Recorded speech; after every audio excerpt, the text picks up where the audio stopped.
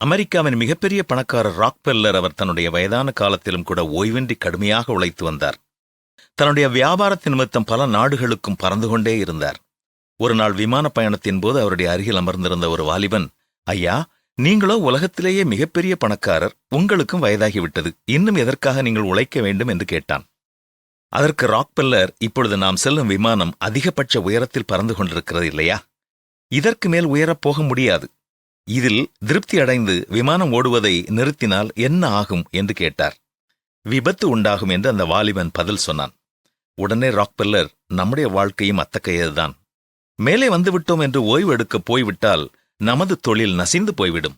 உழைப்பது என்பது வருமானத்திற்கு மட்டுமல்ல, அது என் மன திருப்திக்கும் உடல் ஆரோக்கியத்திற்கும் ஆனது என்று பதில் சொன்னார். வாலிபன் இப்பொழுது அவருடைய வெற்றியின் ரகசியத்தை அறிந்து கொண்டான்.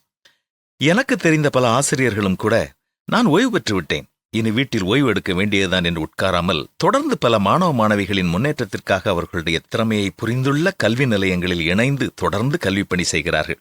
அரசு மோட்டார் கம்பெனிகளில் பணியாற்றிய பணியாளர்களும் கூட ஓய்விற்கு பின்பு சொந்த பணிமனை நிறுவி பல இளைஞர்களுக்கு வேலைவாய்ப்புகளை ஏற்படுத்தி நற்பணி செய்து கொண்டிருக்கிறார்கள்.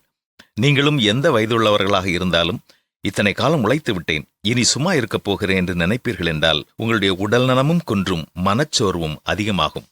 கடவுளுக்கு கொடுக்க வேண்டிய நேரம் அவருக்கு கொடுத்துவிட்டு கடவுள் உங்களுக்கு தந்திருக்கும் திறமைகளையும் தாளந்துகளையும் தொடர்ந்து பயன்படுத்துங்கள். நீங்கள் பலருக்கு பயனுள்ளவர்களாக இருக்க முடியும். சோம்பற்கையால் வேலை செய்கிறவன் ஏழையாவான், சுறுசுறுப்புள்ளவன் கையோ செல்வத்தை உண்டாக்கும் என்றுதானே வேதமும் நமக்கு கற்றுத்தருகிறது.